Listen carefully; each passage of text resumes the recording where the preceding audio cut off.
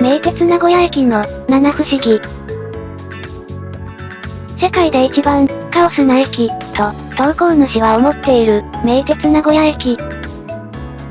初めて来る人は、あの駅は頭おかしい、時刻表じゃなく、地獄表、名鉄はカオス、はっきりわかんだね、とおっしゃる一方。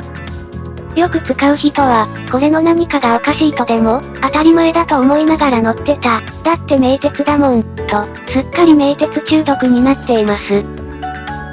今回は、初めて来る人にも、よく使う人にも、楽しんでいただけるよう、この駅の七不思議、ならぬ、七カオスをお伝えします。カオス、1、本数が、多すぎる。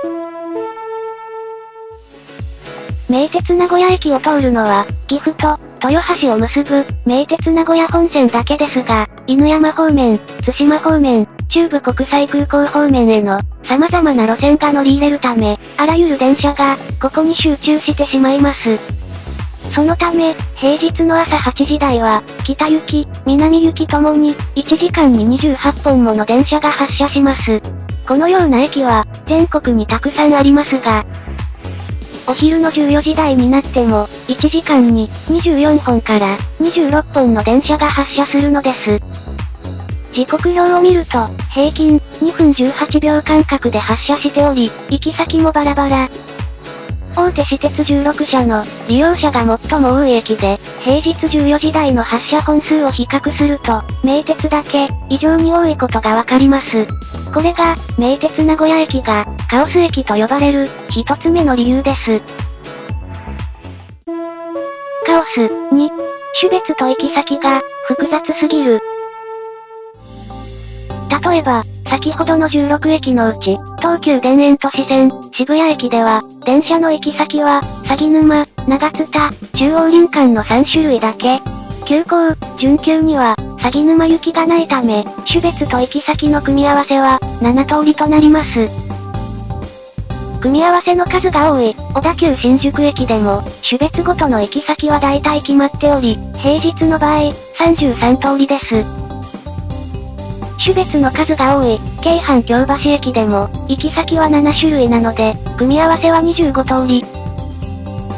一方、名鉄名古屋駅は、上り電車だけでも、47通り。ちなみに、下り電車は37通りあるので、上下合わせて、84通りになります。こちらも、大手16社で比較すると、この通り。おおむね、10通りから20通り程度の組み合わせが目立ちますが、名鉄だけ、やっぱり異常です。カオス、3、ホームが、手狭すぎる。例えば、私鉄で、最も大きなターミナルを持つ、阪急梅田駅の場合、京都線だけでも、ホームを4つ、線路を3つ持っており、1日600本程度発着する電車をさばいています。さらに、宝塚線、神戸線も含めると、ホームが10個、線路が9つあります。終着駅としては手狭な、京王新宿駅も、ホーム、線路ともに、3つずつあり、こちらも1日、600本ほどをさばいています。一方、京急横浜駅は、上下1線ずつしかありませんが、この駅で終点となる電車はなく、パターンダイヤなので、比較的シンプルです。東急田園都市線、東京メトロ半蔵門線の渋谷駅は、1つのホームを、2本の線路が挟んでいるので、1日中混んでいますが、わかりやすい駅です。さて、それでは、名鉄名古屋駅はどうなっているかというと、この通り。ホームは3つありますが、線路は上下1線ずつしかなく、この2本の線路だけで、1日900本以上の電車をさばきます。横から見るとこんな感じですが、あまりにシンプルな構造のため、すぐ、前の電車に詰まりがちです。名鉄最大のターミナル駅としては、あまりに貧弱。せめて、ホームが2つ、線路が4つあれば、もう少し余裕があるのですが、これは、名鉄がケチっているのではないのです。実は、名鉄名古屋駅の周りは、こんな状態。西側には、近鉄線。東側には、地下街と、地下鉄東山線。上には、JR 線、セントラルタワーズや、名鉄百貨店、近鉄パッセ、バスターミナルなどの、大きなビル。下には、地下鉄桜通り線が貫通しているほか、さらに深いところには、リニアが走る予定になっています。つまり、全く身動きが取れない状態なのです。上から見ても、JR の在来線、新幹線、そして近鉄線は、広々とした駅を持っているのに対し、名鉄は、とても貧弱ですね。しかも、実際の名鉄名古屋駅は、少しでもホームの長さを確保するために、すげーくねくねしています。この写真を見れば、くねくね感がわかりやすいですよね。カオス、4。動線が、謎すぎる。手狭な名鉄名古屋駅には、乗り降りするのに、いくつかのルールがあります。まず、最も基本となるのが、外側のホームから乗り、内側のホームから降りるというルールです。こうすることで、人がぶつからないようになっています。また、特急の、特別車には、内側のホームからも乗ることができます。これは、内側のホームの方が、ゆったり止まっていられるためです。特別車に乗ってくれるお客さんは、大切にします。しかし、残念ながら、あまたのルール違反が起こっています。まず、外側のホームにはコンビニがあるため、降りる人が、外側に降りちゃうことがあります。また、一番ホームには、近鉄との連絡改札があるため、外側に降りちゃう人もいます。さらには、電車の中を横断して、上り電車に乗ろうとする人もいます。これだけでもかなりカオスですが。さらに夕方になると、内側のホームから、新聞の山が積み込まれるという、イベントが発生します。これは、夕刊の新聞を、行き先ごとに整理し、電車に乗せ、各駅に運ぶシステムで、効率的ですが、初めて見ると驚きます。しかし、このような状況を、少しでも整理するため、名鉄は、動線を考えています。中央のコンコースには、中央改札の入り口と、出口、南改札、西改札がありますが、電車に乗る人は、おおよそ、このようなルートを、電車を降りた人は、このようなルートを通ります。乗る人と、降りる人の動線を分けることで、少しでもスムーズに歩けるよう、工夫されていますが、これも、初めて来る人には、わけのわからない構造です。カオス、5。乗り場が、色々すぎる。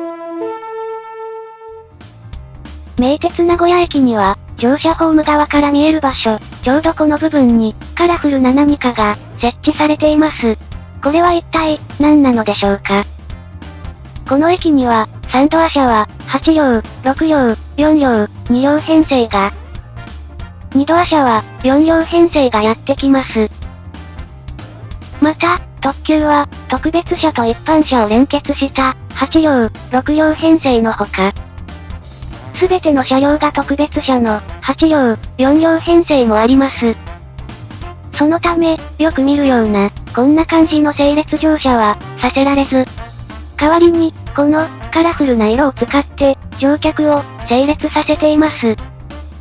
北行きの電車は、名古屋本線の優等電車が青、普通電車が黄色、犬山線の優等電車が緑、普通電車が水色、そして、津島線の電車が紫と、それぞれの色の乗車位置に並ぶと、決められています。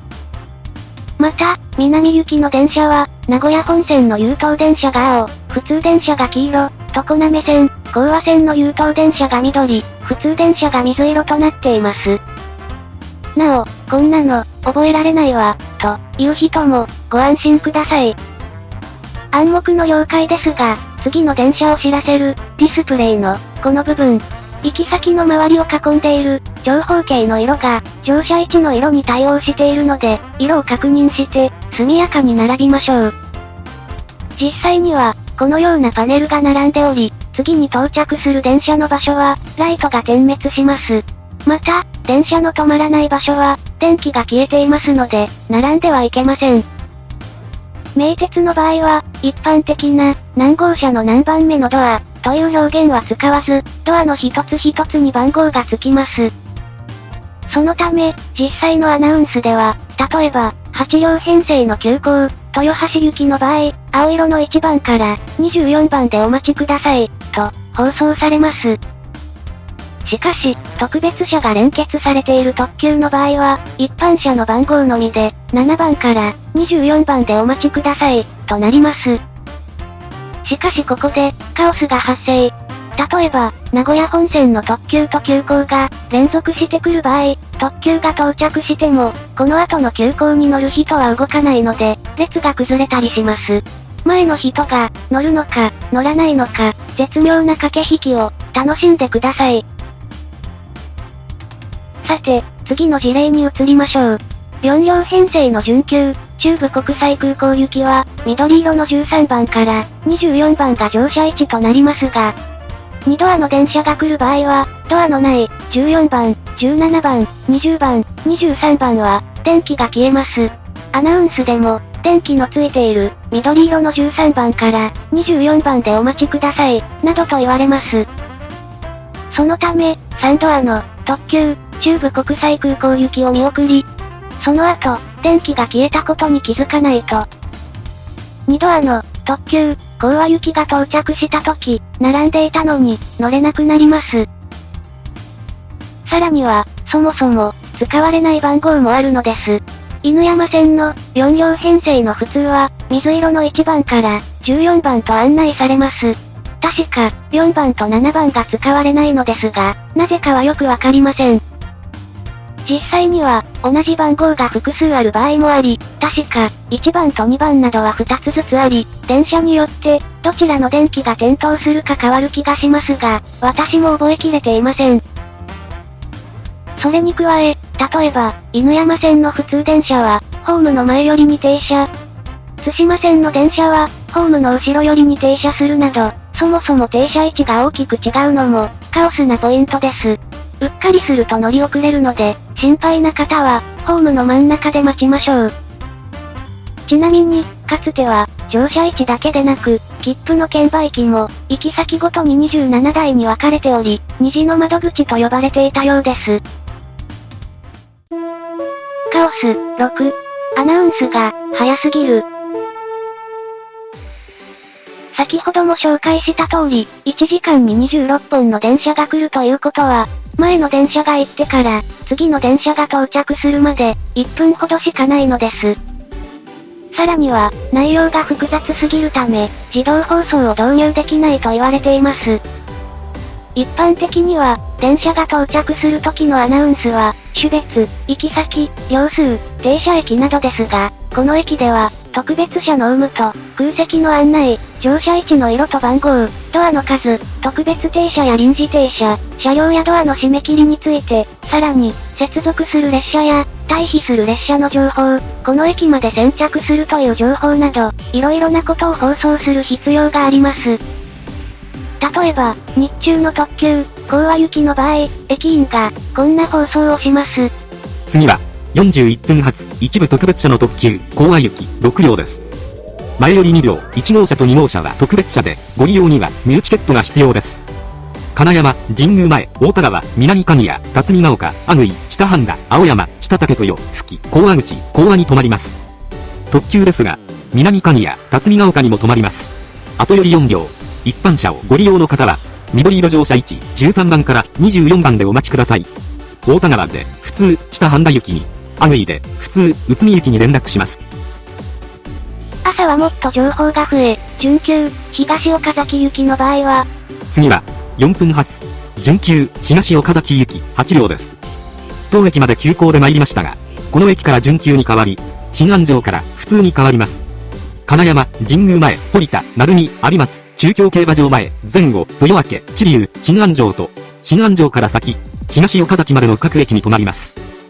青色乗車位置、1番から24番でお待ちください。あと4両は途中の新安城止まりです。新安城から先へご乗車の方は、前4両、青色の1番から12番をご利用ください。前後で、13分発の特急、豊橋行きを通過待ちします。知立、新安城、東岡崎へは、特急が先の到着です。